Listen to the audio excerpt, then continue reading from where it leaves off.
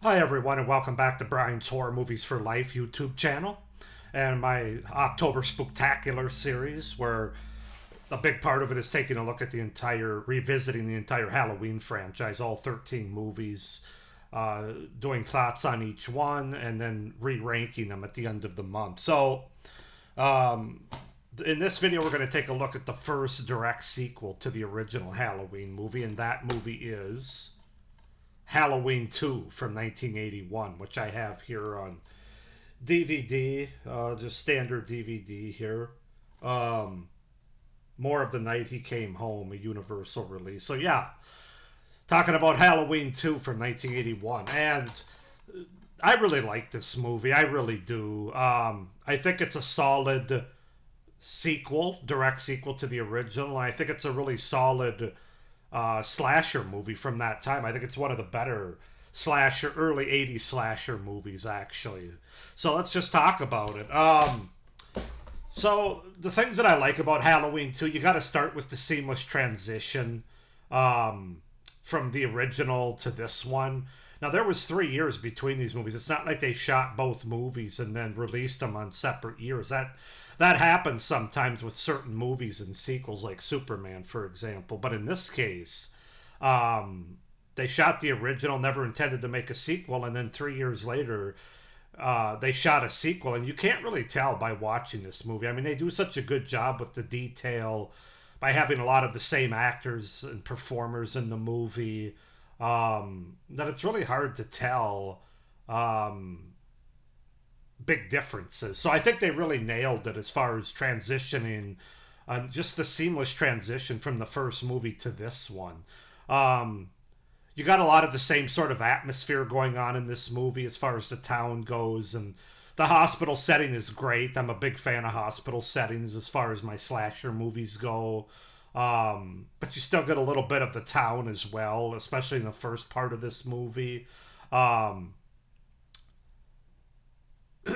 Excuse me. Um, I think the acting is great once again in this movie. Once again, led by Donald Pleasance, who slides right back into this role again seamlessly, just like the movie. And yeah, I think he's good. Jamie Lee Curtis is back, even though she's kind of sidelined to a certain degree, but she's there. And I think the supporting characters are pretty good in this movie as well. Um, I really like the confrontation at the end in the hospital and how it seamlessly gets resolved. The score once again is great in this movie. It's a little different. It's a little more techno than the original score, the original movie score was by John Carpenter. But I kind of like that. I think it changes it up just enough while still having the same kind of score to let you know you're watching a Halloween, a Michael Myers movie. Um, I don't think Dick Warlock as the Shape is quite as good as Nick Castle from the first movie. A lot of, I kind of agree with some people that say he's a little too robotic, but I also don't think he's certainly not bad. I definitely think he's one of the better Myers in the franchise. Um, and yeah, obviously this movie. The big difference between this and the original, well, there's a lot of differences. Not a lot, but there's a few differences. But one of the differences is this movie borrows a lot more from Friday the 13th. So they take the concept of the original Halloween movie, continue the night that he came home, but then they use the slasher elements of a Friday the 13th, which came out in between the original and this movie. So this is much more in the vein of those early 80s slasher movies in terms of the kills on screen, the blood, the gore. Although this movie doesn't have a lot of gore, it's more blood, I would say. Where the original movie didn't have any of that. It was more about stalking, it was more about the ambiguity of it. But it wasn't about blood and necessarily the kills on screen. So, uh, for better or for worse, depending on if you're, what you like in your slasher movies, that's something that this movie has that the original didn't.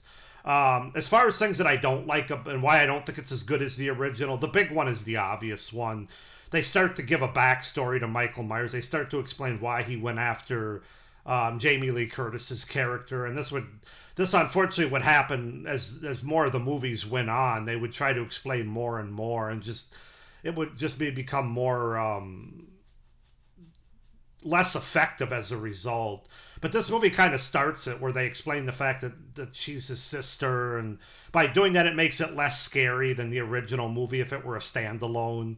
Obviously, Myers is more of a zombie, more of a supernatural force than he was in the original because, you can shoot him, you can burn him, and he just keeps coming. Like I said, some people like that, some people don't, but obviously that would just become more so as the franchise went on as well. But it's really more of the trying to explain things, trying to give Michael Myers a motive and a backstory. That's what makes it lesser than the first movie. And in essence, I'm not going to bury the lead. That's what makes every movie going forward in this franchise lesser than the first movie, at least in my opinion. But that being said, also Jamie Lee Curtis's wig is really bad in this movie. It's obvious that she's wearing a wig. That doesn't hold up very well. But the kills are good. Like I said, it is a gorier, bloodier movie. I don't necessarily think that's better. I think the best kill is the hot tub kill, where he sticks the nurse's face down and basically burns off her face. There's some good makeup effects there to make it look very, very good. But yeah, excuse me. That's the thing that holds it back. Like it does, like a lot of the movies going forward is going to be held back from the original. Is the fact that we have to explain things. We have to give reasons. We have to give a backstory. Why is Michael doing this? It's less scary and less effective. It just is, whether you like it or not. But that being said, guys, I really do like Halloween 2. I know John Carpenter hates this movie. He hates that he had to be involved with it, and the fact that there was even a sequel as it relates to Michael Myers. It was never intended to be that. And I get that, and I can sort of understand where he's coming from, but I don't hate this movie nearly as much as he does. I think it's still really effective. It is different, but I like the hospital setting. I like that Donald Pleasance is leading the way once again. I like the slasher elements and the kills on screen with this movie. I just think it's a really solid sequel and a really solid, maybe even a more solid 1981 slasher movie. Better than a lot of the other ones we got during this time. So yeah, Halloween 2, it's definitely a must watch right along with the original every October for me.